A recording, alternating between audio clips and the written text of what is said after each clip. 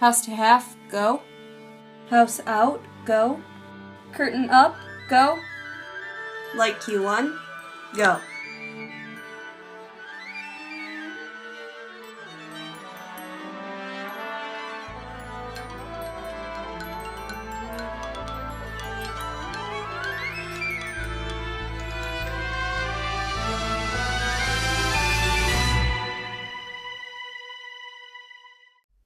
Performing doesn't always happen on stage. For example, politicians and actors share an interest in public attention and influence. Also, just because the lady at McDonald's says she wants you to have a good day, she may not really mean it.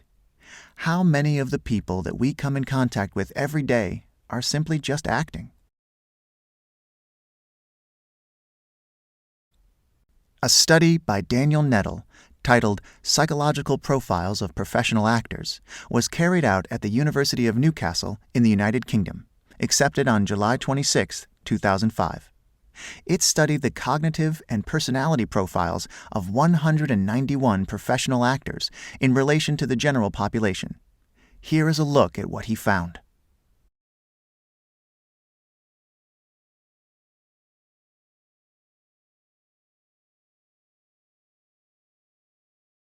Let's take a look inside the brain of a performer. Fiona Shaw is about to go inside a huge scanner to have her brain analysed while performing characters from T.S. Eliot's poem The Wasteland. Psychologists want to find out what, if anything, goes on in her brain when she performs the roles, in contrast to when she counts a series of numbers. The results? 64, 65, 66, 67. The green blobs on these scans of Fiona Shaw's brain highlight the parts of the brain that are used by everybody when they speak. They control the motor skills, lips, mouth, tongue, in producing words. When Fiona is counting, she's using these. What should I do now? What should I do? I shall rush out of town or walk the street. But the orange blobs are really interesting because they show that there is something special that actors do when they perform a role. When Fiona is reciting from The Wasteland, part of the brain called the infraparietal sulcus is being used, but not when she's counting. Actors use this bit of the brain to help them visualise the role they're performing. It helps them learn their roles and recite effectively.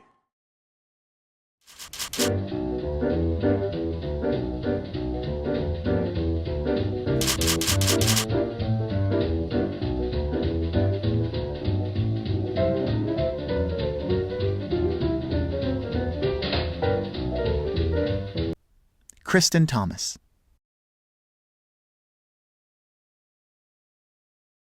Ian McKellen.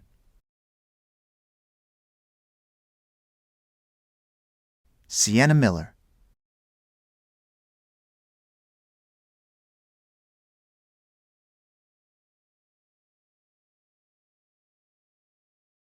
Of their art.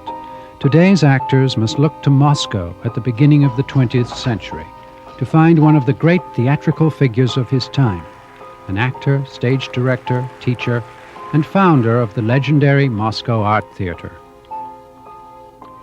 This is Konstantin Stanislavski. Before his death in 1938, and after, he was an enigma. Successive generations have either venerated him or discredited him. A constant source of controversy, he has been nominated with Einstein and Freud as one of the three true visionaries of the century. Others have denounced him as a charlatan purveyor of mumbo-jumbo. One thing is undeniable. Stanislavski, his theater and his acting system found immortality, even as the world around him was being torn apart. Understand that method acting is the process of using emotional memory to bring out emotions for a character. Do you or would you ever have some hesitation with suggesting the Stanislavski method acting, knowing that if it is taken too far, it can give some negative personal side effects? No, I would never have a problem pointing an actor in the direction of the Stanislavski training or the system. It is so, it is so thorough and if you approach it carefully and as it's intended, as Stanislavski intended it to be practiced, I don't think there's really a way that you could harm yourself. Stanislavski said that actors need to be very keen observers of human behavior. That makes sense. We observe people, and through observation, we can, in most instances, understand or get a sense of how different people respond to different things, or how they act, how they move, or how they speak. You know, actors sometimes when they're approaching a role, they become quiet, and that's all they think about.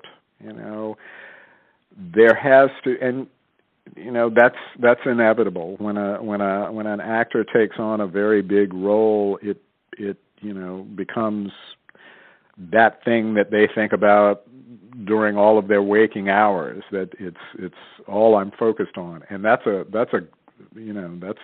great thing to be able to do. Right. But I guess any advice would be to take time to step away from it and live your life and then go back to it. Realize that you are not that person. You're still an individual who has been fortunate enough to have been given the opportunity to take on this complicated character and explore it that way, and not think that I am this person. Never allow yourself to fall into the trap of thinking like, oh, I am now, I don't know, I am now Adam in The Shape of Things. That's me. Or I am now Dracula in Dracula, and I'm going to go out and taste somebody's blood. You know, I'm never going that far.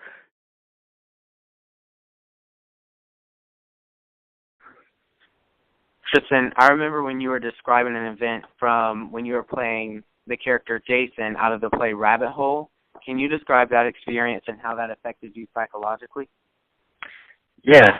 When I was playing Jason in Rabbit Hole, so much of the character of Jason was focused on his regret or remorse for running over the small child and killing the child.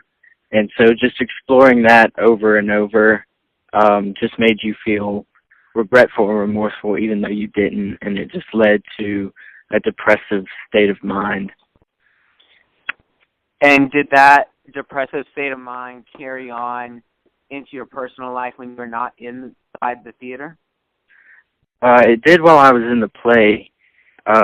It made me just sad, and it continued for a while after the play until I perked back up. But while I was playing the character, it was definitely an impact on my psychological state of mind.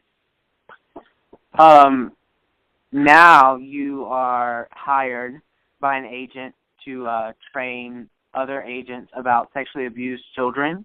Can you elaborate on how that affects you personally and some things that you've encountered with that experience? Yes, I've been hired by Paul Kaufman Forensic Acting, and I play sexually abused children.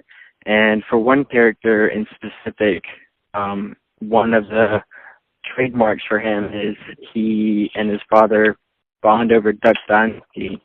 So anytime I'm out and about and I see anything Duck Dynasty, it just reminds me of that. And it's sort of like classical conditioning. With every time I see Duck Dynasty, it kind of brings you back to that character, and I have to not think about it. Right. Then we have Ed Harris, who's actually frighteningly insane with his method acting. So there's a number of different roles where he does some really crazy things as a method actor, but I'll just talk about one of them. This was when he portrayed the world famous painter Jackson Pollock. And what he did is he prepared for this role for 10 years. I mean, because he directed it and he had to try to get the movie come to light. But at the same time, he built a studio in his apartment, an art studio. He learned how to paint like Pollock. He took up smoking and only smoked Camel cigarettes, which was Pollock's favorite cigarettes. And I tell people when they're joking about method, I am a method actor, always. And whether I'm doing Norma Ray or something seemingly lightweight and silly, I am quintessentially a method actor. I prepare totally with the methods with which I was taught. So I would never lose the accent. I would wear the clothes she would wear. I would go and work in the mill. Whatever it is, I didn't do it. I would walk around and use whatever exercises to find her walk and find her rhythm and be it, so that you were no longer acting, you were behaving.